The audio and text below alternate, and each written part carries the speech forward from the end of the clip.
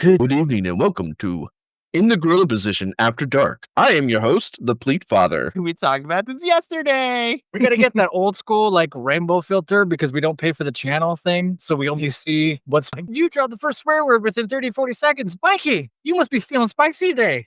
I'm feeling spicy. The chest hair is out. It is hot as hell. I know we're like it's 100 degrees. We're in California. Right.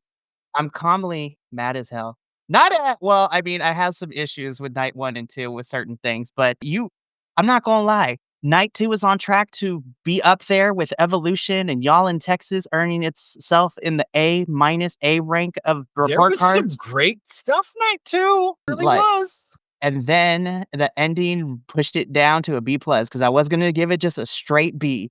But then I was like, that's not fair to everybody that put in the work on night 2. I hadn't thought about it, but I was like, taking what happened at the end, I feel that, at least for me, and the general consensus, and then I made sure to talk to my friend Uriel about this too. I think, despite, when we get to night 2 about a certain cage match, I think every single match in night 2 hit what needed to be hit. I will say maybe order could have been different, but night 2 definitely blew night 1 out of the water, which we're also going to talk about at the very end of this. I was like, because with news coming out, that WWE is playing with the idea with all their Big 4/Big 5 pay-per-views official, potentially going to 2 nights. I was like, is it needed? We'll talk about that later. We got a lot to talk about, so we're going to jump in. I'll save all the commentary for all of these things. There were miscues, and we'll talk about where those were. The booking and order of things really put a gear shift into a lot of wrestlers' heads. So it was like the first 90 seconds of each match was what are we doing? Where are we? What are we doing? Am I crazy? Did anyone else feel that sort of like, and we're here? And it's like they forgot everything they talked about. And then I feel like that was more prevalent in night 1 for a lot of matches, and especially night 2. I feel like that's what happened with the cage match, because I feel like also the fact that it felt like that cage match was rushed because for whatever reason. We'll get into all of that, because Big Jim, I love you, but you did not even the odds. Like the cameras were off. Like the camera was so bad. They were missing huge plot points throughout both nights. We're talking both nights really quick, but there was some stage managers would be going crazy. The world. I was. Yeah, where it's just like, oh my god, but there was one really, really, really good shot, and it was the cage match, and it was when Jimmy kicked JC Mateo in the face. And it literally, the camera followed the foot. But then they missed 3 other things. Yeah, that one they shouldn't have missed in that case. That was crazy. I won't disagree. No, yeah. Like that one camera, there was one guy on the floor who was close to the announce table who was killing it. Everyone else was like, what are you doing? Right. So we're salty. We're feeling it. Go, Mikey. So we are going to be talking about both nights of SummerSlam in this review, so we're going to kind of keep it concise.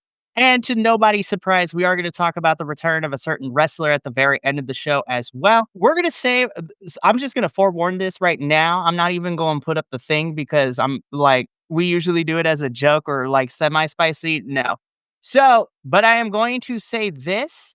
If you end up staying for the whole review when we talk about the Brock Lesnar, this is not hyperbole. This will happen. If you are disrespectful, if you troll, if you're going to be a clown, I'm going to treat you like one. And I ain't got the resolve and I ain't got, the entertainment factor to entertain you clowns. So if you're going to play stupid games, you're going to get stupid prizes from me tonight. So I am not the one this evening. I'm just going to put it right there. This is spicier than Spicy Mikey. Like I remember Spicy Mikey back in the day. This is more FL Mikey. I haven't seen FAFO Mikey. This is great. I'm excited. Yeah.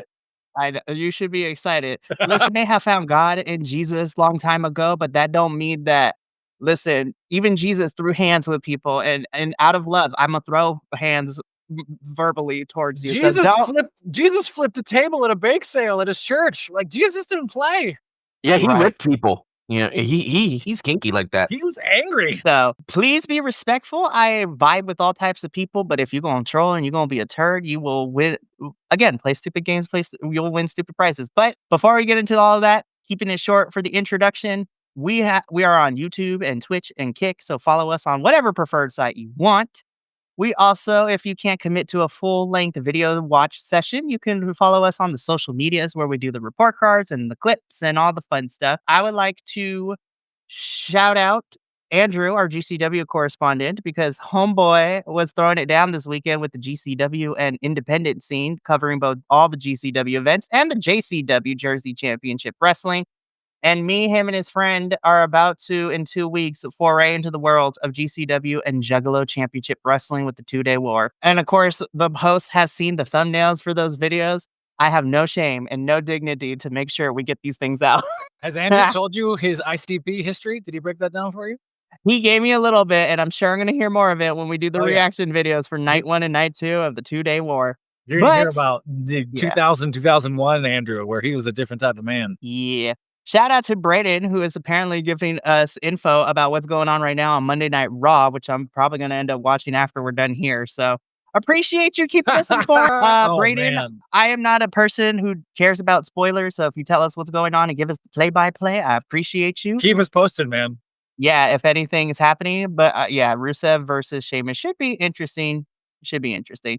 But we also have some merchandise if that is your fancy and you want to support us financially and rock some cool designs at the same time. You can find all our merchandise at bcwrestlepodshop.fourthwall.com. I just posted a link in the chat for everyone, so that should be a lot of fun. We have merch that ranges from all of our review teams, both in the US and the international stuff. So this was crazy. And then we also have merch with some good causes. We have our summer collection. We have our pride collection where we donate part of the proceeds to Point of Pride. And then, of course, we have our Don't Tap Out collection, which is our anti-fascism, establishment, anti-everything. So, and part of the proceeds of that collection gets donated to the California Youth Immigration Justice Fund, which helps kids, teens, and young adults financially and legally in terms of anything related to immigration issues, whether they are, been born here or being threatened with deportation, if families getting separated, all that good stuff. Why am I not surprised that Monday Night Raw, it wouldn't be a Raw without a count out. So we'll discuss that on Sunday. But without further ado, we are here to review SummerSlam. We're going to cover nights 1 and night 2, so we're going to keep it kind of brisk and try to keep it in between an hour and 15, because I want to dedicate. That's our goal? Hour and a half? Okay. Well, I feel like night 1 will be easier to get through because night 1 had some fun stuff, but it was very okay.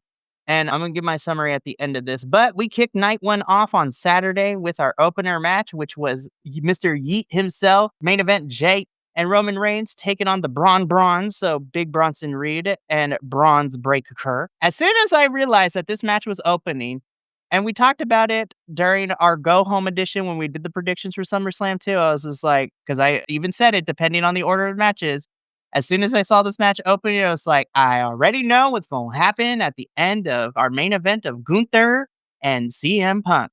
Yeah, we'll get there when we get there. You and Nick went full note on this one for sure. I was kind of back and forth, like, yeah, that could happen. Yeah, that would make a lot of sense. And of course, that's why I picked the way I picked. And I still got the pick. Okay, a few things. I know we got to try to get this to an hour and 15 minutes. Braun and Roman forget how strong they really are. For real. Roman jumping and basically missing both of them over the like not there even was close. A lot of missing almost scorpion spots in this match, like Bronson Reed also doing that too. I'm like, my goodness. Braun, so the chicken fight bulldog thing was amazing. I'm pretty sure that's where Braun blew out his knee because he comes down right on it. Boom, and like bounces up and then gets to standing and you see him freeze for a second. Like, that was my knee. Yeah, man, you were like 20 feet in the air. I was like, of course. I was like, listen, we can't be getting hurt. Like, we're already running through a roster that injuries have kind of scrambled a lot of some of the SummerSlam plans. But I thought this was a fun way to start. I didn't dislike this match. I do like I was saying. Every single match had that 90 seconds in the top, right? Where it was sort of like, what are we doing? Where are we? And this one obviously had that because it kicked off the thing. Bronson Reed yelling tsunami just because is adorable. We love it.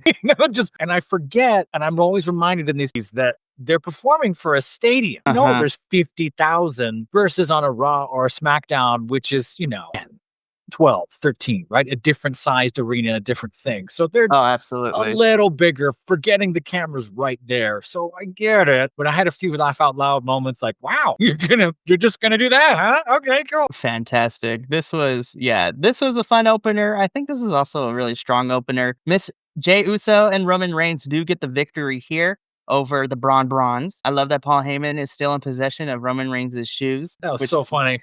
That was so good. What I they wanted call it? They called Mhm. it something other than the Ulafala. What'd they say? Oh my gosh, what It was was it? the I was like, man, even people who normally get offended are still like, okay, that's funny. Like they gave them a little space on that one. This was the theater you needed to start the night because it bookends the whole thing, like we talked about. Had no issues with the other than the first 90 seconds or so, but the pacing of this I thought was fine. I'm interested in the injury. I'm wondering how bad it was because he was wrapped up by the end of the night. So I hope that Braun's okay because he's just stupid talented. Like, oh my He god. was escorted backstage by one of the medical team in a I saw it on TikTok later on Sunday, and then he came back out, I think, when Saturday with everybody on else. Saturday with everything wrapped up. I'm like, "Yeah, he messed up. His injury for real." I think Seth's was a little bit not so much. Yeah. We'll get into that when we talk about what in our main event and all that nonsense too. Because I was like, really? Okay. Well, again, Jey Uso and Roman Reigns pick up the victory here. We move on to our second match of night one, which was for the WWE Women's Tag Team Championships.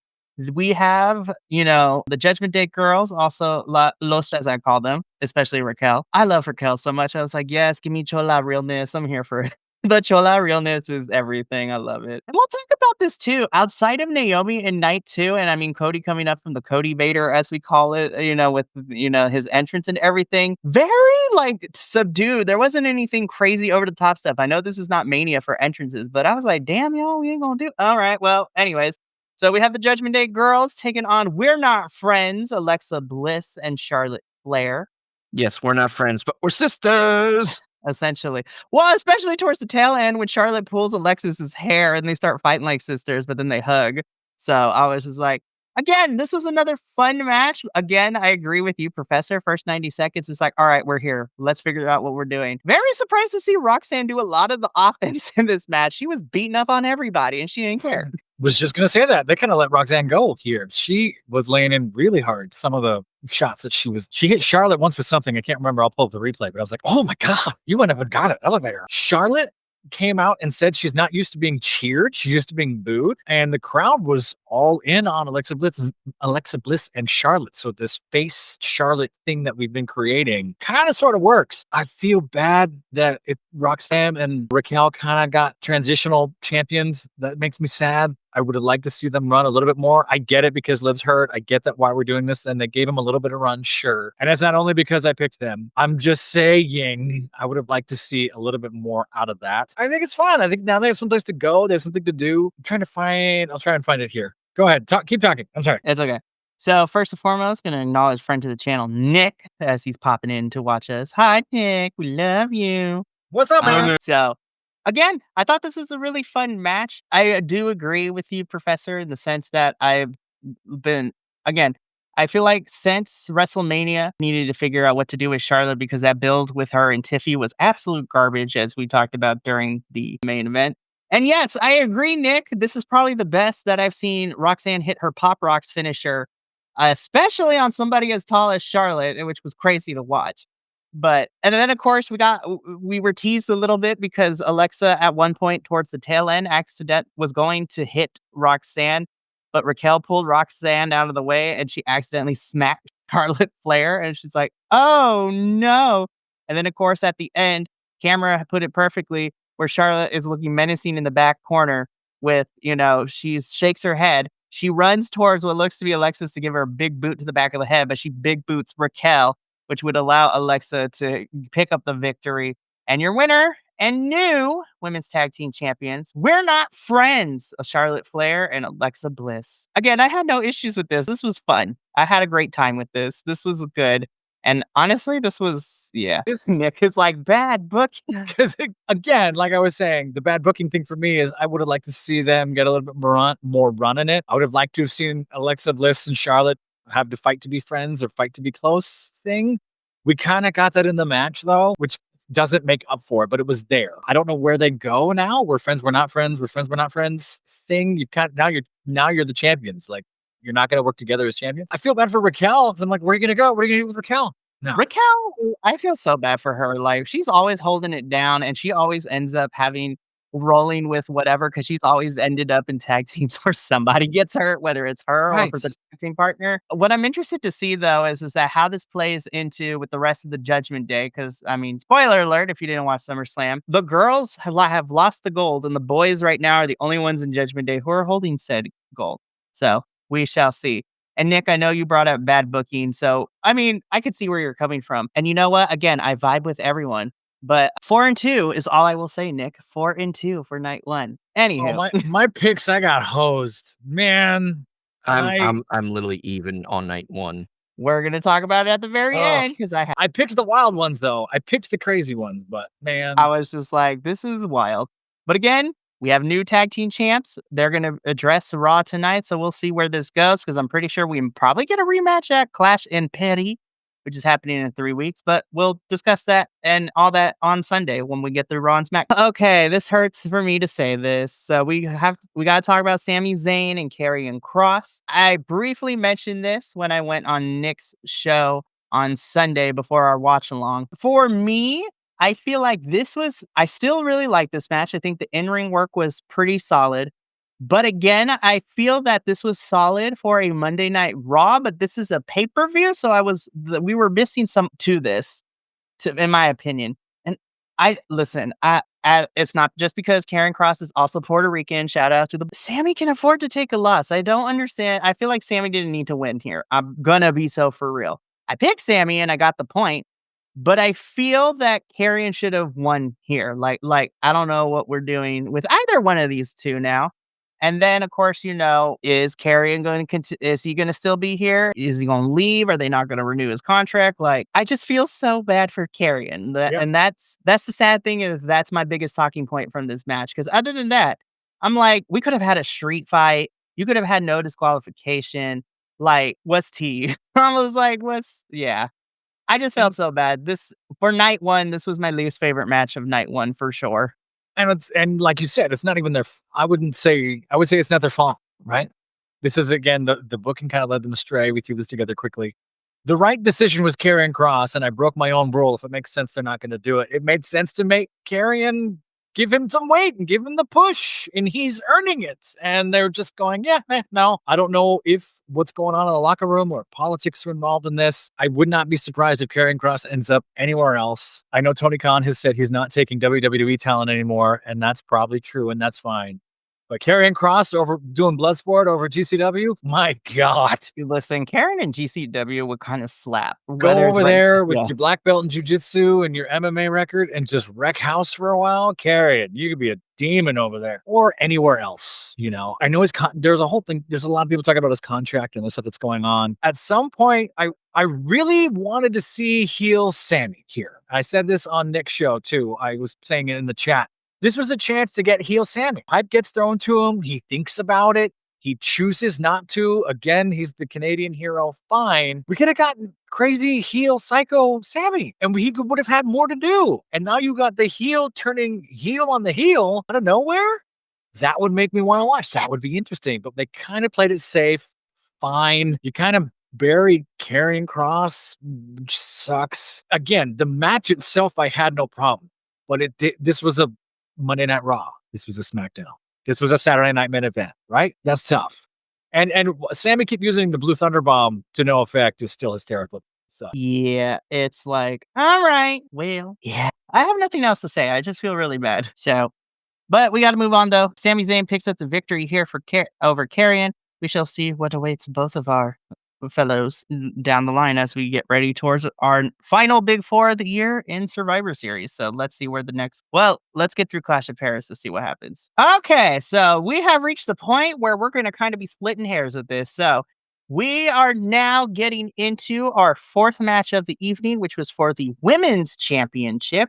This is the Tiffy time. Tiffany Stratton defending her title against the Queen of the Ring winner, Jade Cargill. Where do I want to start? Go ahead, Mikey. Where do you want to start? So, okay, here's the thing, right? I'm going to take a different approach because I've seen a lot of people say that this match didn't do anything for either woman, and I kind of somewhat agree. However, I'm not going to go as far to say that both of them are horrible. So here's what I'll say. I think we can all agree that Tiffy did a lot of the carrying for this match. Tiffy was the one to do the communicating.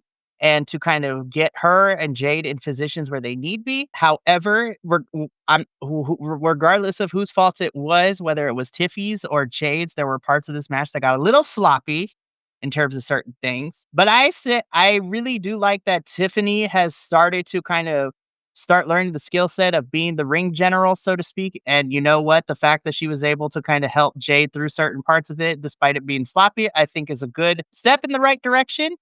I said this during the live stream. I think despite the hiccups, I feel like this is probably Jade's strongest outing so far since now being a single star in WWE. I do appreciate that she added another finisher to her repertoire, so it's no longer just the Jaded, but the Eye of the Storm as a finisher is also really cool, but does need a little bit of work. I will also say, and this, I hate to say this, I feel like WWE now has kind of like lost faith or has abandoned the idea of having Jade be like her AEW version of herself here in WWE, because I'm hopefully I'm wrong, but I can already tell us, it's like I would not be surprised if we don't see Jade for a little bit. And I was like, that's not fair to Jade. I was just like, I blame W because I've been saying this all the time. Like, regardless, we're past the point where she needs the extra work. I feel that I feel like Jade should not have skipped NXT, and I've always stood by that statement. Even if it was only for a year, Jade should just own in on what she learned in AEW and start working. And she did okay when she was with Bianca, but being on her own and everything, I was like, it just sucks that it's not Jade's fault. I was like, y'all pushed her and you didn't give her the tools to succeed, in my opinion. I think that's the best way to describe it. They literally threw her out into the ocean, gave her like an inflatable floaty raft and like an inflatable oar and told her, here, learn, row back to shore. But they didn't teach her any of the skill set, like how to survive, how to read, the wind current, all that stuff. They literally they put her on stage, but they didn't give her a script or told her what her motivation was for her character. Like, yeah. So I'm not trying to be a pundit necessarily. I feel like she's just plateaued and she hasn't worked to get out of that, if that makes sense. She added a finisher. Great. She added a finisher. We were talking about maybe adding a finisher a year ago. Tiffany is literally telling her what to do this whole match. And that's not a bad sign. It's not a good sign either. You want folks working together. And Tiffany's literally in her ear, boom, boom, this, boom, boom, that, lots of things. Nothing was unsafe. Nothing was clunky. But if you watch these matches, you can see this was off, that was off. This was that, this was that. Jade also kind of stopped selling about halfway through this. Tiffany was hitting her hard, and Jade just kind of stood there and wouldn't even whip the hair around, just kind of took it. I will say, Jade lifting her legs after the prettiest moonsault was terrifying and devastating, and that looked super cool, but that was kind of on Tiffany selling it. I'm a little bummed they got 7 minutes, but then again, I don't know if they should have gotten more than 7 minutes for what we were seeing, right? Like they were, I don't think they were struggling. They were not working well together. Maybe that's a better way to say it. They were just not quite on the same page. Yeah, the chemistry was lacking for a good chunk of I would say actually the majority of this match. I'll put it this way, I think they were able to connect to certain sequences, but the flow of it was very clunky. It was start, stop, okay, let's go over here, do this sequence, now we gotta go over here. The ending was very, it's over. Like there was no... Out of nowhere, literally. I was like, okay, well, I mean, Tiffany retains. Poor Tiffany, man. Like, since coming out of WrestleMania with Charlotte, like, Tiffany has kind of had a rough go of who her opponents are. I mean, we revisited Nia Jax leading into Night of Champions, which I was like, why are we doing this again? And then Jade facing her. I'm just like, all right. I mean, shout out to Tiffany, though, because Tiffany is 14-0 so far in defending her championships, which is crazy to think about because some of these other champions haven't even gotten into like 2 or 3 defenses. Like me and Kilt, you and I talked about this during the watch along too, when we were trying to figure out how many times Io defended the championship since winning it in March this year. She only defended it twice, and on the second one, she got cashed in at Evolution. I was like, okay. And I can't speak to Io Sky because I love Io Sky and I think she should get the world. I think Tiffany has just shown that exponential growth since coming here, being so young, doing what she's doing, taking it as seriously as she is. I mean, to call the matches she's calling to work the way she's been working is incredible and speaks to someone that's going to be here for a long, long, long time. Like the other folks that are here, Which I love. But now I'm wondering where Jade goes. I'm also trying to figure out where are we going with Tiffany, because so far, post-WrestleMania, Tiffany has defended this title against Nia and, legendary Trish Stratus.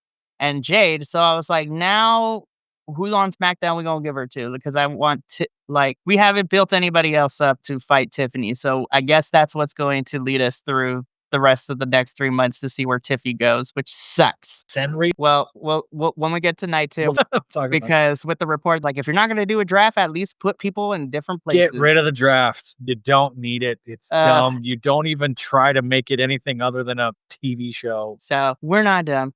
But let's move on though, because we get into our semi-main event. This was a match that was 25 whole minutes. So this is our tag team match: Randy Orton and Jelly Roll versus Drew McIntyre and Logan Paul. Leading into this match, we didn't know if Drew McIntyre was actually going to make it back into the country in time for this, because he got stuck in the UK going to a wedding and he had his UK passport, but apparently that wasn't good enough to let him back into the country. So it's just like, well, this is America, as Childish Gambino would say. Anywho, so okay, I'm gonna be so for real, and this is probably gonna get me in trouble. On paper, I was not excited about this because I was like, we could have had something else on here, but this is what we decided to do. Okay, however, I am not going to disregard or diminish the work that Jelly Roll put in to lose that weight to be in here. And honestly, I had a good time. I think what made me most mad about this match is, once again, and I say it all the time, cannot stand Logan Paul as a human being. But gosh dang, that athleticism in that boy is wild to watch. And I was like, I'm so mad that you made that frog splash look hella crazy and fun. I'm angry at you, Logan Paul. This was the sports entertainment match. I wasn't expecting like a 5-star classic. I ended up having a good time with this, but I was just so mad that Jelly Roll lost his match. I was like, Randy and Jelly lost his match. I was like, damn it. I think that's a dumb choice myself as well. Unless Jelly Roll's here for the long haul, which they kept insinuating. They had a lot of shots at Travis Scott, didn't they? They talked about so much. They were like, all these celebrities come in here and they think they know what it's like, and they don't.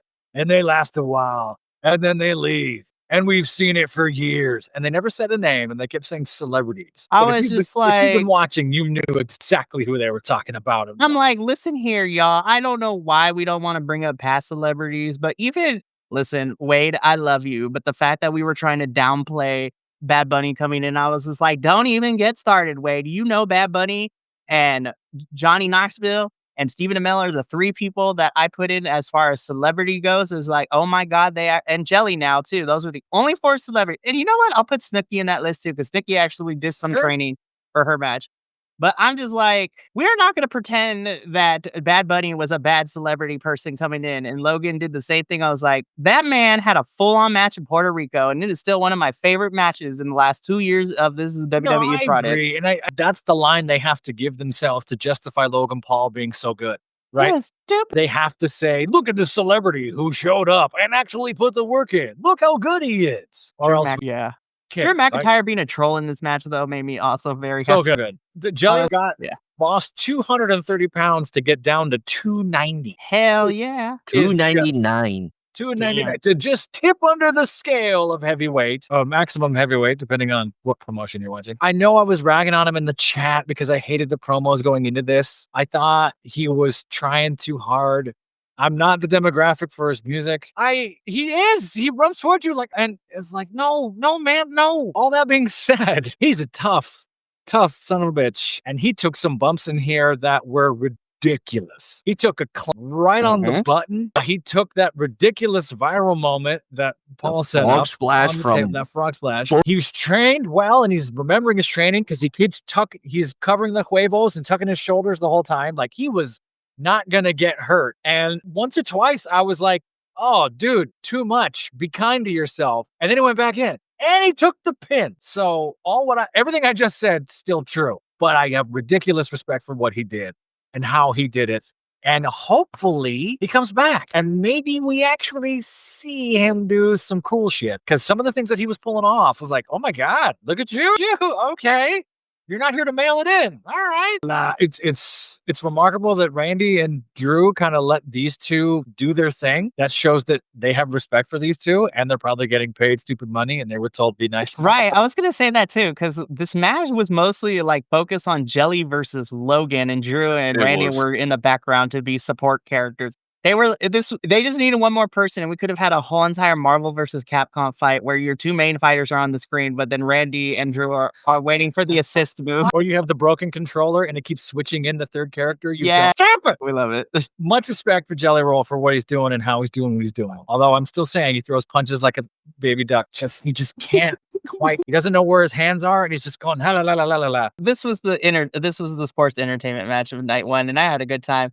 As stated earlier, Drew McIntyre, Logan Paul, That's right. Jelly Roll, and Randy Orton. Jelly Roll's, sorry, I know we gotta move on. Jelly Roll's overselling with that Clint Eastwood look. What am I doing? We The love match it. is still going. Like he went full 1960s film actor on it. Well done, kid. Well done. He ended up so well, and I initially was not excited for this match, and then I saw his interviews. I think he had a couple interviews, then he had Stephanie's interview, and then he was talking about how passionate he was to this dude to do this. Like he was like, okay, I got my first taste, and now here I am. I want to be a wrestler.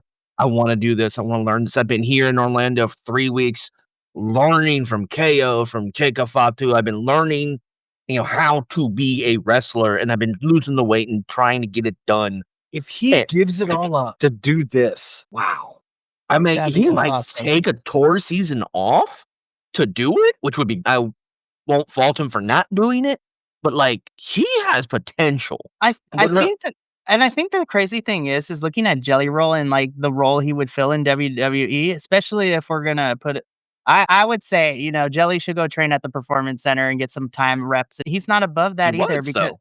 he literally was at the NXT show and people were saying he was wilding out with the crowd. Like, man, to be in that building when Wesley and Javon Evans had that match last week, holy shit, that match is on my short list of matches of the year. Like, oh my God, those two went flying everywhere. He needs to go talk to Al Snow and the veteran Jimmy Vaughn over at OVW and just For get real. rocked for 6 months and then come back and be a beast. Yeah, For he reals. real. And speaking of NXT, there might be a BC Pod wrestling A wild kill appearance. in the crowd, There might be a wild kill in NXT sometimes. which would be a lot of fun. But yeah, this was entertainment. This was fun. I would love to see if Jelly Roll wants to continue.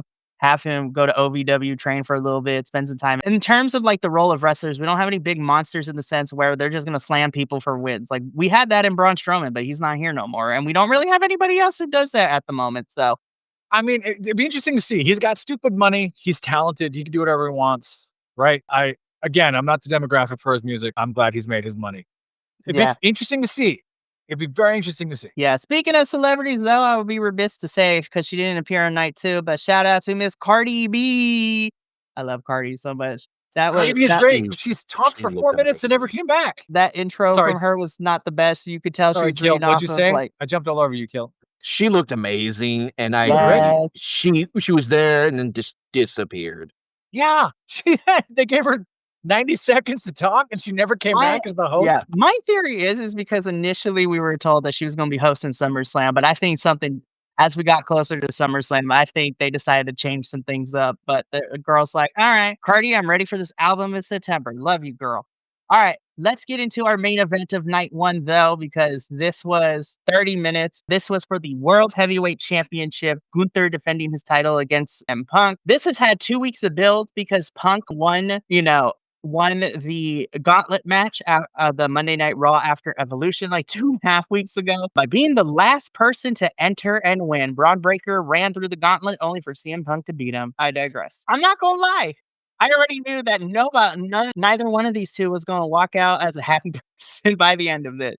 Punk, not more so than Gunther. But so I had some time to reflect on it because at first I wasn't the biggest fan of this match. But then, I went through it again. I think this ended up being my favorite match of night 1 before the ending of what happened afterwards happened. And it's still probably my favorite match as far as the in-ring wise, because I think this was a really solid match in the sense that this was a wrestling match of endurance.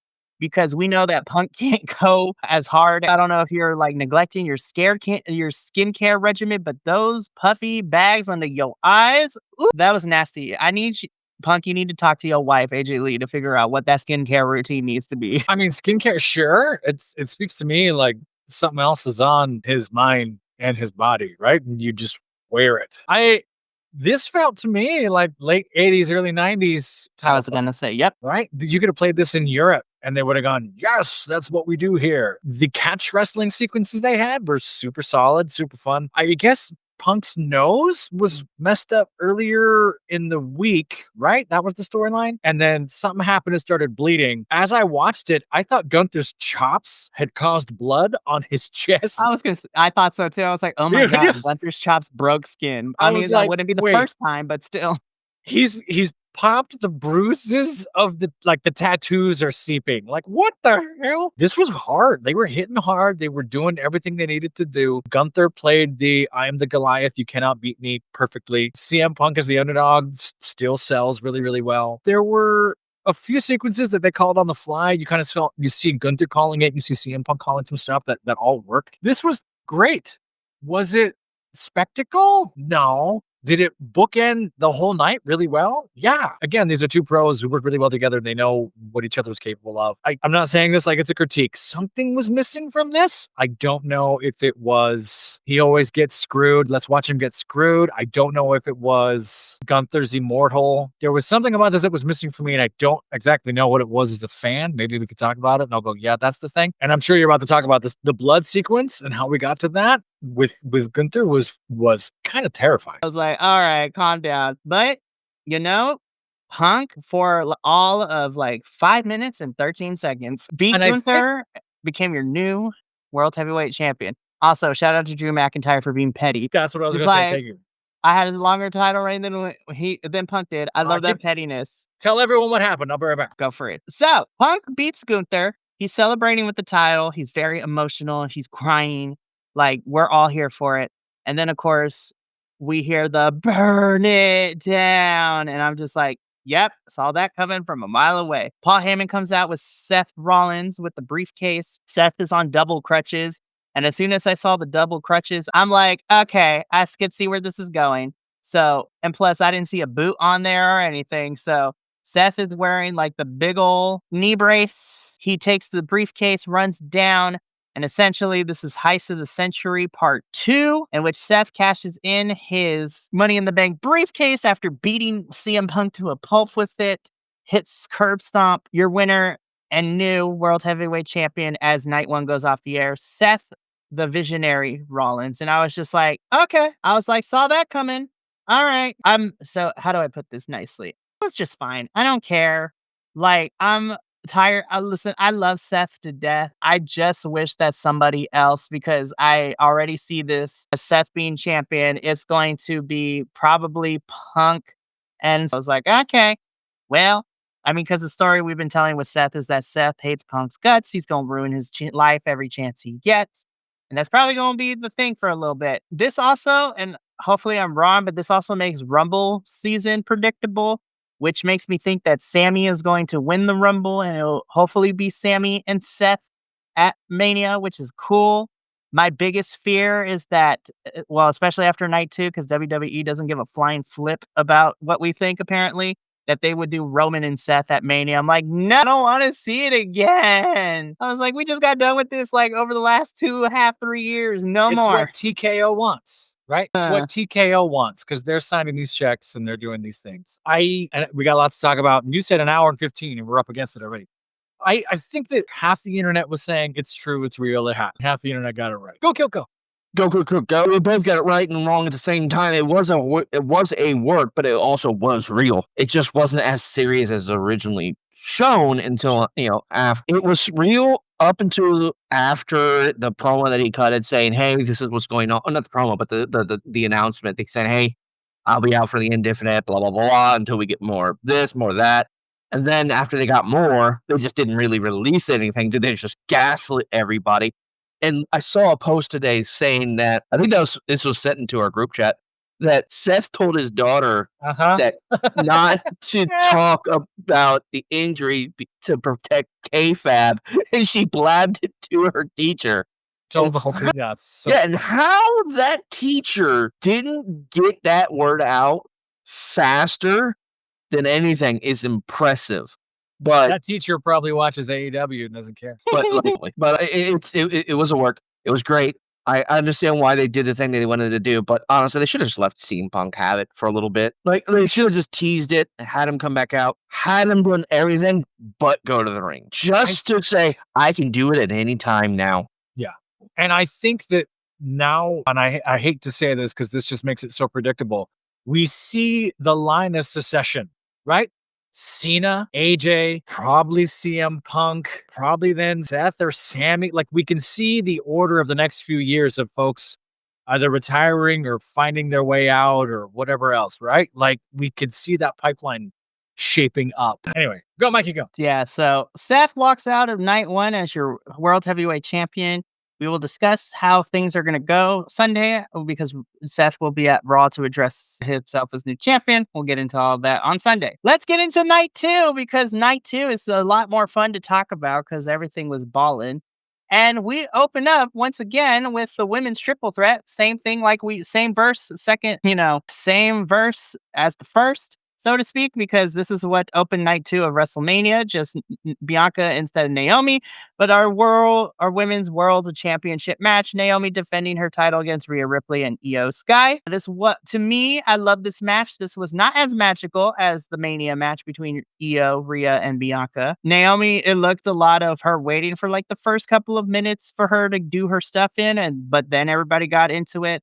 This was still a lot of fun. This was a really strong match. And the thing that I was not expecting was Rhea to be the one to take the pin in this match, which was nuts to watch. I was like, oh my gosh, Rhea got pinned. That is crazy. Great touch having her dad play her to the ring, Naomi's father. Oh, that was awesome. That was super cool. I know his name. I feel like I have albums with him on it or that I've heard of him at festivals, especially when I was in Chicago. So I was like, I know who that is. Sorry to cut you off, Professor. No, I have to say it. That literally it screamed Mikey. I thought Naomi was losing. I was like, which is what I was calling for 2 weeks. I was like, they're gonna screw her. Like, I've screwed my hometown girl, and everything I've seen since with the freaking little scooter suitcase. Her scooter is ridiculously funny. That was hilarious. So funny. I love heel Naomi. She's crisper in the ring. She hits harder. She's no BS. She worked great with these two. I do agree. It might have missed some of the spectacle compared to when Bianca was there, but they worked great together. Agreed. All three of them set, again, the women always setting the bar. This bar was incredible. Ripley looked incredible. She always works great with Io anyway. Like, this is that close to being on my matches to watch again for the year, which is getting bigger and bigger when we get to December. Seriously. We have that match. This is right there on the cusp. There's one match that I chose over this one, and we'll talk about that. Yeah, so this was a lot of fun. Naomi does retain here by pinning Rhea. So Naomi's next challenger is already set for her because it will be her and Stephanie Vaquer at Clash in Paris, which should also be a really fun match. Cannot wait for that one in Clash in Paris. Yes. Oh God, Oh my God, this was amazing. This was there were so many good moments and so many callbacks, and I loved it so much. Speaking of which, the only thing I didn't like about I'm going to say the one thing I did not like about this match was when it went off. It should have been switched with the cage match. Honestly, like this should have been later in the show, but oh my God, what to say about this the way match? now knowing what we know, this should have closed the night. Come on now. I mean, for real, but SmackDown continues to prove that their tag team division is in the best hands of whoever's booking it. Because, oh my God, this 6-pack TLC match for the tag team championships was crazy. Everybody got some stuff to do. That Rey Fenix Andrade spot, be like, forget a ladder. I'm going to stand on your shoulders to grab it. I'm like, oh my God, that would have been an epic way to win, too. He could have, though. If he jumped, he could have grabbed the thing. And now, insane. But there were so many good spots, like the 4-corner dives into table spots with everyone doing things. Axiom doing a full Spanish fly with Dawkins for Ciampa to get out of the way. I was worried because there was not a lot of space with all those ladders and tables surrounding the ring. I was like, there's a margin forever. My MVP, though, for this match isn't any of these 12 men. Candice LeRae is my MVP. I thought, oh my God, I just saw someone die through a ladder. Oh my God. I don't think that was a gimmicked ladder either. I think that ladder broke. It was wild. And then, yeah. Oh, just watching his wife and then still going for the They literally literally showed Gargano, like, doing the wrestler, "Hey, are you okay? Give me a thumbs up, thumbs down," this situation, and she gave her the thumbs up. And then Tommaso and, Gargano later going through the stacked tables, and I was like, they overshot it a little bit, someone's head went through it. They overshot. Sorry to interrupt. They overshot and they missed a table. Montez Ford having the meme of the night where, his face was just like, They threw what's his name from the White Six out of the ring and missed. oh, that was wild. They threw him so hard they missed the ladder. Missed a ladder. And then they put each other back up. And they do it again. Montez is like, let's do it again. So stupid. Andrade with the sunset flip into the ladder. Rey Fenix, like, almost lawn chairing himself on the barricade. Nathan Tommaso Ciampa with that core strength, though. Oh my God, that was impressive. That was amazing. I've been saying that for years. I thought they were going to they did redo the Edge spear spot. He was there for a long time. Like, that's some core strength. I was just like He's just dangling like, dude, can we get to this point now? Can I do the thing now? He's just not even trying to like go after. He's just hanging there like, are we there yet?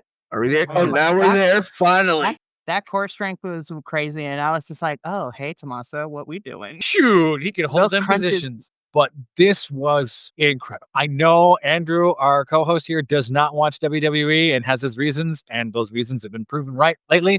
I hope he gets a chance to take a look at this because tag team wrestling on SmackDown is fantastic, right? And the fact that the Profits and DIY and Motor City Machine Guns get to be a part of another, like, the best match that WWE has put on their product this year, too, because that TLC triple threat after Mania was awesome and on my short list, and it's fun that those three teams, with the addition of Rey and Andrade, Fraxium, and the Wyatts being a part of this was so good. And we don't have time to unpack this here.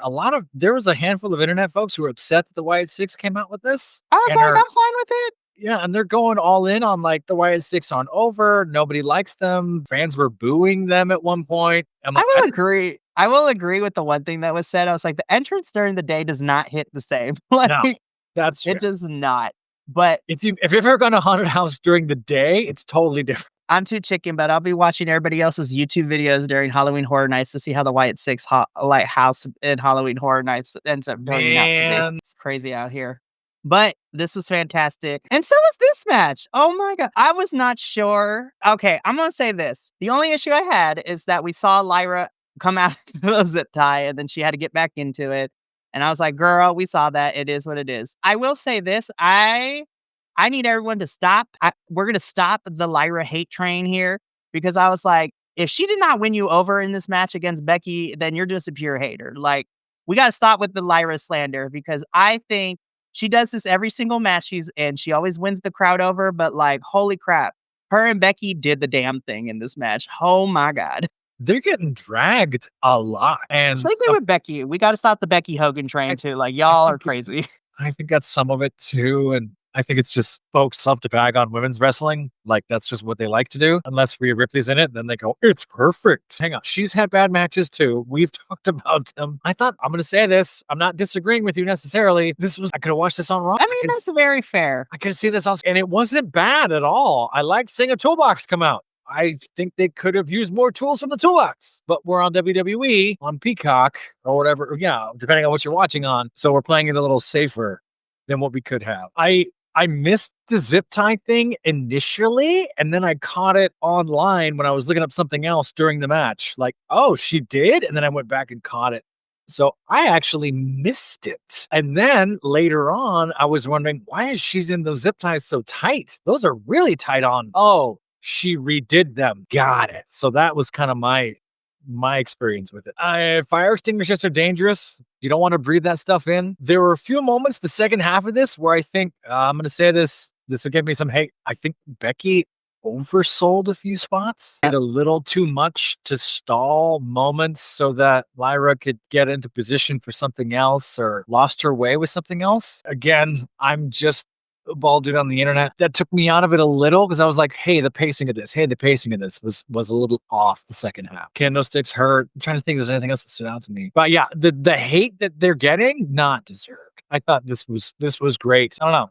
Maybe it's just me. Go, Kilt, go. Kilt, say something. Right. I have to agree, it could have been totally a freaking SmackDown. It could have been a normal match. It wasn't PLE quality, but I won't discount their storytelling. It was a little boring, and there was a lot of issues, but yay. I like the ending. I like how we got to the end.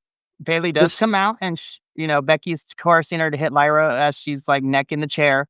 Bailey still does not turn heel. She turns babyface, but she still costs Lyra the match, accidentally punching her with it, allowing Becky to pick up the win. So I was like, here we go. I don't hate that at all. I know I'd- Kill. I think Kill called that to a T, didn't it?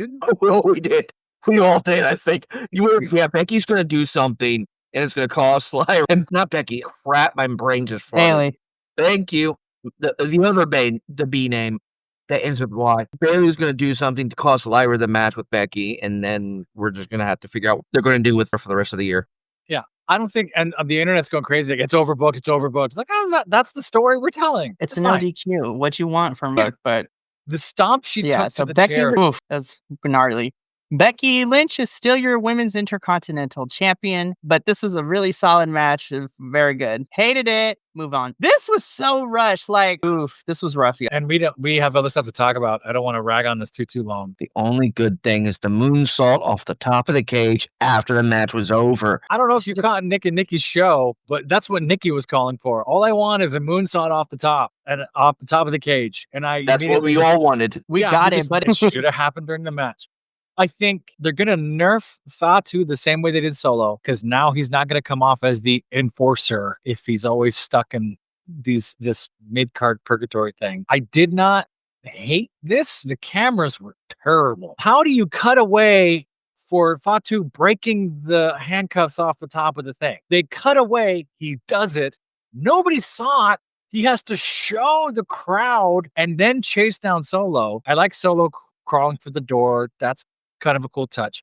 Other than that, seen that on SmackDown. It was a SmackDown ending. It is not lost on me that it's Tama Tonga, Tonga Loa, and then the tallest Tonga. Like, come on. I'm like, Big Jim, you did not help. And then Big Jim getting destroyed. This is fine. It was a SmackDown match. And it didn't make Fatu look as strong as we'll like. It made Fatu look weak.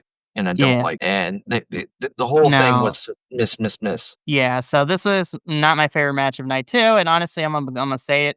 This was probably my least favorite match of the entire 2 nights, which really sucks because I like Jacob, and Solo can be funny when you allow him to be, but this was not it. And I was like, for a steel cage match, this sucked. Anyways, we move on. This was funny as hell, and I don't care. I enjoyed myself during this was match. Great. I love this. This was so perfect. This was so stupid. I love this match so much, though. The fact that AJ is literally like AJ, you're invited to the quince because rocking the Eddie Guerrero pants, coming out in the low rider with his son being blind and just being like trolling him like that is the Dom from 20 years ago. This match was so ridiculous and I loved it. Super fun. So good. They were great together. I love all the heel throwbacks. I think those are brilliant. The final Eddie spot was just, what the fuck you guys do? Why is there a chair here? That's so funny. And then both of them realizing at the same moment that the ref's not going to buy it, so they just okay, and they just get right back to the match. Like, okay, I think this was them just having fun. And probably backstage, like, you know what'd be fun? Let's do this. Oh, you should do the boot thing. Oh my God, we can totally do that. Like, that's how it came off to me. It was like, as someone who's written comedy sketches. And I'm glad they did the boot thing. That was perfect. So good. And then showed us after the fact that what the boot thing is what we thought the boot thing was. Like, oh my God, that's great. No, I've heard no one rag on this one. Is the internet angry about this one? I thought not really. Everyone kind of loved the spectacle of this. That car was flawless. I like that a lot. It literally, the funny part was, AJ could have made it look like he wasn't trying to rip the boot off a little bit more. It could have looked like he just was actually just trying to keep the ankle lock in and keep the pin, and it wiggled out instead of him yanking on the fucking boot. But this was a good time. All right, main event time. Street fight. Cody Rhodes versus John Cena. This went on for 45 minutes. And I mean, we could have cut it down a little bit, but I'm going to be real, you guys. While I not necessarily forgive since the John Cena heel turn and how piss poor that we have treated the heel run, this definitely screamed, we're going to forget about the heel run, you guys. Like, it's bad. So here you go. And I was like, all right, well, you done messed it up because now I don't care about this match. By the end of it, I was on my feet. I was like, damn, John Cena, you still got it. And now it makes me even more sad you're retiring at the end of this year. Like John Cena, the heel by the end. I thought it totally Character, let me was- rephrase.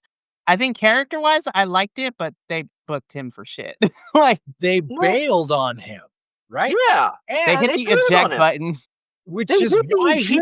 he called them out on. He went, I thought I was all of this, and then everyone left. Exactly.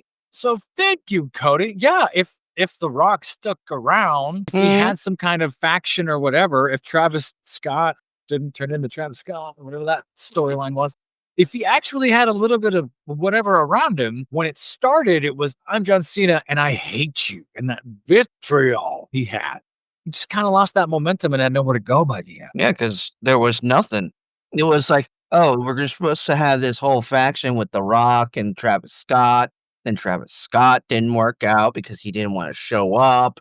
And then it got to a point where it's like, what are we doing here, really? And are we actually going to actually appreciate this heel turn? No, we're not. Because it's just it was pandering at best, and it was not even used properly. I like that the first 3-4 months of it were like, damn, he's speaking truth and nobody likes it. It was great. That Wow. was great. I was so- hated it, but it was great. Yeah, these last 2 months. The post Mania was really rough, you guys. Post Mania when he won the title was rough. That's where I think that was the jump the shark. Like, okay, what are we doing? The situation of, oh, we'll tell you next week. We'll tell you next week.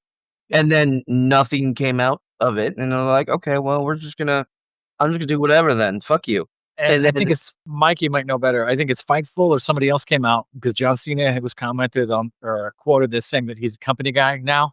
He's just kind of doing what they say, which I don't buy because he's doing all kinds of stuff off script. That I'm like, Cena, you are retiring. Let's be real. You probably Yeah. have more sway than you're leading on, but it is what it is. But damn, this match was a lot of fun.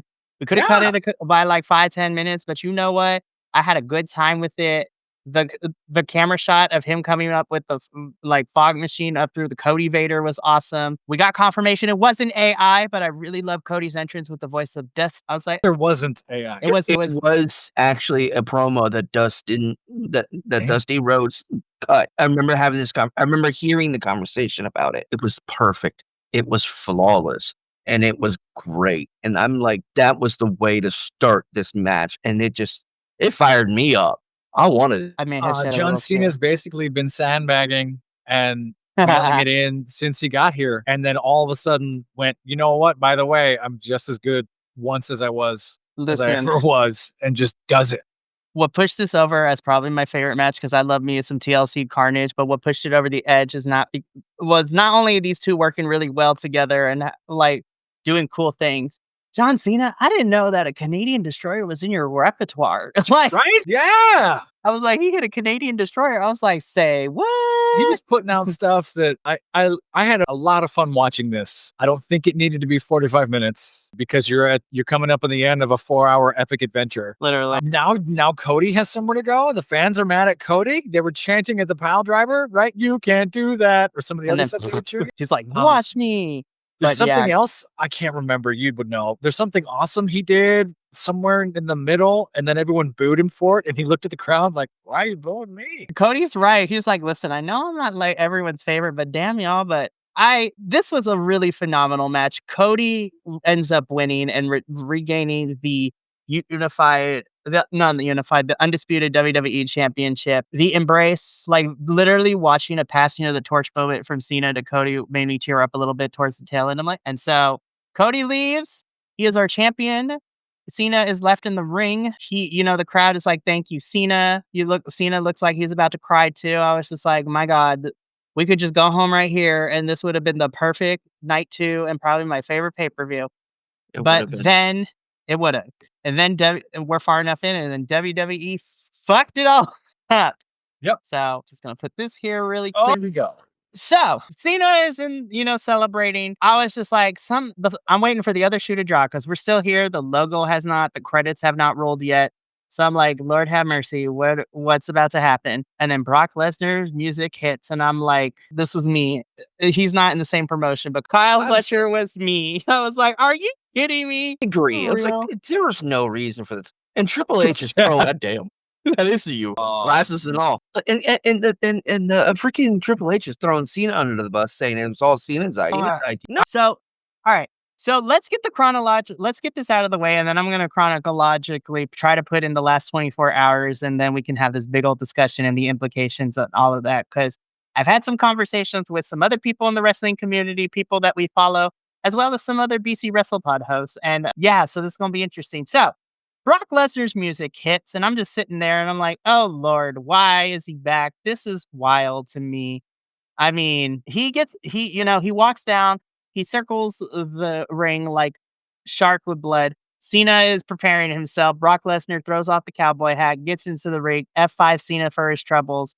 And this is setting up Lesnar and Cena as we are now in the final like fourth of Cena's retirement because we have him until December. And now that he's no longer champion, he's going to be facing other people off of, the list or whatever.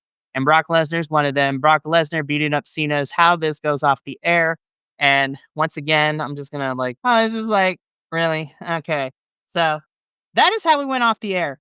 But oh no, the internet decided that it still wanted to catch on fire after this as the night went on. So I'm going to word this carefully because I don't want to give too much away. I also am not trying to start fires on the internet, but we're going to anyways. Am I surprised to see the response to the way that some people in minority/majority, whatever you want to call it, of wrestling fans, literally kind of somewhat defending this choice for WWE? No. And again, I vibe with all types of different people, but I would like to quote one of my newer favorite TikTokers out there on TikTok, Johnny, wrestling content. I think he summarized it very perfectly that this is beyond right now, it goes beyond just a wrestling issue. Whatever issues I have with Brock Lesnar, the wrestler is the thing, but now it's turned into a human rights issue kind of thing and the legality of what he's being tied up in. So I have a full 20-minute video coming out on Wednesday that breaks down the lawsuit and talking about the legality and morality issues that come with it, as well as why fans are defending it and breaking it down psychologically. I'm getting empirical on you peoples. But I will say this. It is 2025, and the fact that the biggest defense in all of this is like, oh, Brock Lesnar is here. That means it must have not been that serious, or he's been found not guilty or innocent until proven. People, Internet, I need you to come to the carpet real quick because I'm gonna put some education on yo dumbasses real quick. So just hold up. So number one, Brock Lesnar right now is not involved in a criminal thing. This is the lawsuit is being put up in civil's court. So two different things. Criminal law states that somebody has to be guilty beyond a burden of beyond a shadow of a doubt. That's the legality of it. But all that civil court needs is a preponderance of evidence, which means that there has to be enough of circumstantial and things like that to make a case and to make a decision on all that. I break it down further in my video on Wednesday. But the defense of people saying that, innocent until proven guilty, I was just like, that's, again, I'm using spicy language, so please forgive me and bear with me. That's a fucking cop-out to this whole situation. I was just like, you are using that as a tool to shut down any type of dialogue. And yes, can it get messy if, the public court of opinion is making it hard for Brock Lesnar? Possibly. But because it's the public court of opinion, this is one of the only tools we as a society have to be able to comment and to voice our opinions. By you saying and telling people that, innocent until proven guilty is basically it's you telling us to shut the fuck up and stop complaining about it. And I was just like, you're just as bad. It's basically telling me, even though I'm not directly involved, it's the same thing. And I equate it to you telling the victim they need to get over it. And I was just like, no. And this is my thing. Some other things that come up is people are like, well, if you don't like it, don't watch it. I was like, that's the same thing as not speaking up about it. Lose situation here. And I was just like, it is 2025.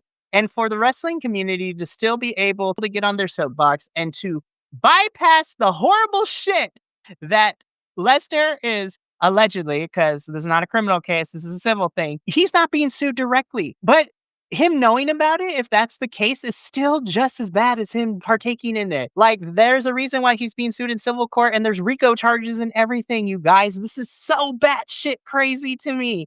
The fact that WWE has the cojones. Actually, no, I'm not surprised they had the cojones to do this shit. But, oh, it pisses me off so bad because I was like, you're making it really hard for me to want to, I mean, I'm going to continue to watch because let's be real, WWE makes a lot of good content in terms of like us discussing it. But I'm not going to, you aren't, and I'm directing it to certain people who have already let me know in direct messages or other conversations privately. I'm not going to name names because I'm not that type of person. But I am going to be damned if you're going to bully me off of this platform and, dismiss any opinion that I have because I had to listen to this type of bullshit for 32 years.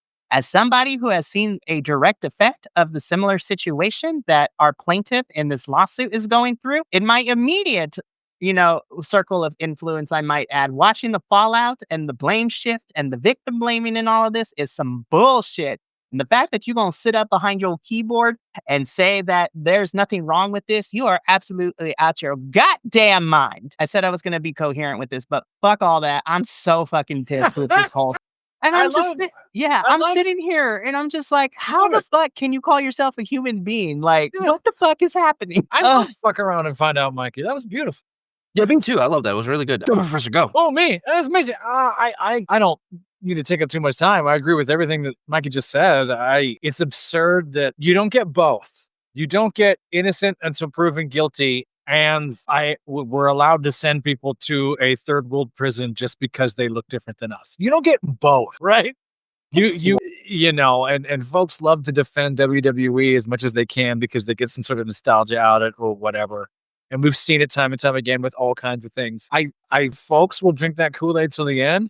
I do personally, this is my conspiracy theory thing. I do think Triple H is stuck between the last throes of a McMahon regime and TKO. The people who bought it want their early 2000s superstars back. That's what they've pushed for. That's what they want. Those are the contracts they're getting. They wanted The Rock back. They wanted John Cena back. Now they wanted their shows in Riyadh. They wanted all these other things, and Triple H is gonna kneel down and give it to him. Like that's what they're gonna do. It makes it hard to watch. I'm already having a hard time with the polish on the commercialism of a lot of WWE stuff, which is why I prefer another promotion that I watch now. No. And this just, like we said in our group chat, this is just one more like, man, you really don't care about you do a tribute to Hogan, and then a week later, you are on the wrong side of history. The fact that all of this has happened within the span of like 2 weeks coming off of Evolution 2, I will just say this. I was just like, damn, this women division, they really don't give a shit about y'all. It's like, oh, shit. It's obvious they don't. I'm like, and Hunter, you're making it really hard for me to want us to continue to like you because I was just like, the shit that has gone on the last 2 weeks, I was just like, all right, Triple K, calm yourself down. Like, pump the brakes. Yeah, a year and a half ago, Triple H nailed it, shifted everything, and we were like, all right, we're on to something. A TKO deal and whatever else happened, and now it's trying to save face, and there's just a money-making machine. Crazy. We have we're up against it. I don't want to delay it. You mentioned it beautifully, and I'm very excited to see your recap video, which you had mentioned that you had made. Yeah, listen, it's a 20-minute video. It will be up on Wednesday. I am going to send it out to the hosts and everything.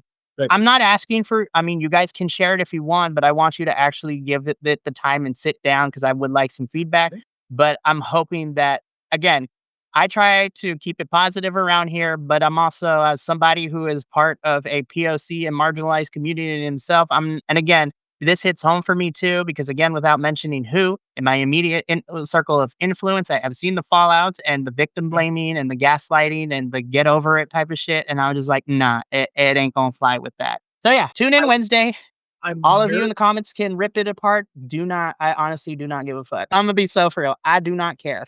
I think this could be the thing that poisons the well and starts to split a locker room. It really can. And I'm not saying it's the end of Rome, it's the fall of the empire, but this is the kind of thing that creates that cancer in an organization. It's already there.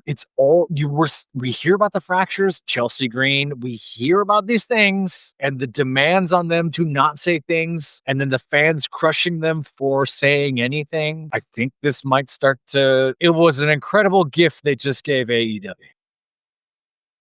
I mean, a lot of content creators, like I will name them like Mr. Gaijin and then like even, Best Gout Machine, all of them be like, hey, you know what? They didn't bash on W. They're like, these are places where you can watch all these other promotions. And I was just like, I also go into that in my video too. It's just like, you are allowed to invest your time and your emotions into a company that actually does right by people. Yeah. Like it is fine. A young student who I met doing a show who I've go back and forth with on Instagram every now and then, and he checks on these every now. And he had said just a week or two ago, I love this art. And now 2 weeks later, his post was, they keep doing this to me. Why do I watch? And he was defeated. And he's the young demographic. He's the young they, them who's like, I love this and they do this to me all the time. Maybe I'm not watching Cody. Yeah. Again, stay tuned for the video on Wednesday because I break everything down. It's more coherent and not emotionally charged, but we're done talking about this. That is how SummerSlam Night 2. Overall, despite that, I still had a fun time with SummerSlam these 2 nights. Again, there are reports that WWE and TKO are looking to make all their major big 5 pay-per-views into 2 nights. So we already have a 2-night Mania and a 2-night SummerSlam. They're possibly looking at a 2-night Survivor Series and a 2-night Rumble and a 2-night Money in the Bank. And I was like, no. Rumble could be 2 nights. Leave Rumble everything can be. else alone. Men and women can be on separate nights. Love that. But then I want to give me a 90-minute women's Rumble and a 90-minute men's Rumble. Don't be stupid about it. For real. But that is going to be it for the SummerSlam review. We did it. It was about an hour and a half. So love that. Before we go and me getting into the remainder of this week, let's bring up the Predictions League graphic. So, after a 2-night SummerSlam, kind of ending the summer season for Predictions League because we've been going since May.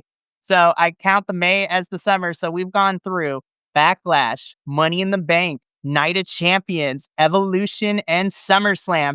And this is where we sit after a full summer season and with 3 more seasons to go. Sitting in last place is Kilt with the overall record of 18-16. Sitting in third place is the Professor, 21-13. Minnie got hosed during SummerSlam because Professor, you're only 1 point behind him. In second place is Minnie with 22-12. And thanks to my 8-4 predictions for SummerSlam, I have jumped in the lead to the record of 25-9. Only one better than the rest. Oh, Evolution. Evolution, you got hosed. Oh my God. Dude. Hosed. So, ow. I have now jumped into the lead for WWE, but who knows? That might not be the case by the end of our Predictions League. I will also say that currently I'm in first for AEW, but Professor's close on my tail. And Will is beating me in TNA. So Will is currently leading to the TNA Predictions League. And I think Will is also leading the NXT Predictions League too, which is wild. So, but we have fun here. This is going to be fun. But we're about done for the evening. Last bit of things I got to do is to preview this week. Tomorrow evening at 6 p.m., you can join the All Elite review. So myself, the Professor, JVL, and our newest co-host, Benny, will be talking about the final week of AEW Dynamite and Collision in Chicago, as we're now back on the road and we are building up towards a Forbidden Door. Then on Wednesday, you get a double dose of reviews. The NXT crew will be here to review another NXT episode. And then later in the evening is our CMLL review, where we have a new CMLL Light World Heavyweight Champion in the form of Maxwell Jacob Freeman. You got to tune into that review to figure out how that came to be. Then on Thursday, myself, Andrew, and hopefully Adolfo, we are going to be heading across the pond. So we will be reviewing GCW in Japan. So 3 nights, chaotic matches, so much fun. Friday is our TNA review as we are 2 weeks away from Emergence, which is the next pay-per-view for TNA. We're getting a women's championship match between JC Jane and Ash by Elegance, as well as an international championship match between Steve Macklin and Jake Something. It's going to be a lot of fun. So that's on Friday. Saturday, there's an MLW Blood and Thunder watch along, and then we wrap it up on Sunday with our WWE Raw and SmackDown review. It's getting crazy, y'all. We did it. So for WWE, we are now on the road to Clash in Petty. So hopefully the crowd brings it because that New Jersey crowd was better on night 2, but not it for me. So, but that's Yeah, gonna be it. those were all the fair weather fans. All the real fans came on Sunday. Yeah, night 2 was definitely better crowd engagement, but that's gonna be it for us here at Wrestle Watch. I'm excited for a week of wrestling with my fams. So until then, this is Mikey of El Jefe of BC WrestlePod signing off for the evening. But as always, remember to take care of yourself, love one another, stay Bi-Conic, and more importantly than anything, you always deserve to finish your story. We will catch you later this week for a multitude of goodness, and until tomorrow's AEW. Thank you so much for tuning in to another Vibe Tribe production. What's gonna happen next time? Well, you're gonna have to tune in to find out. But until then, remember, take care of yourself, love one another, and as always, make sure that you keep the good times rolling. Thank you for being here, and we'll see you next time.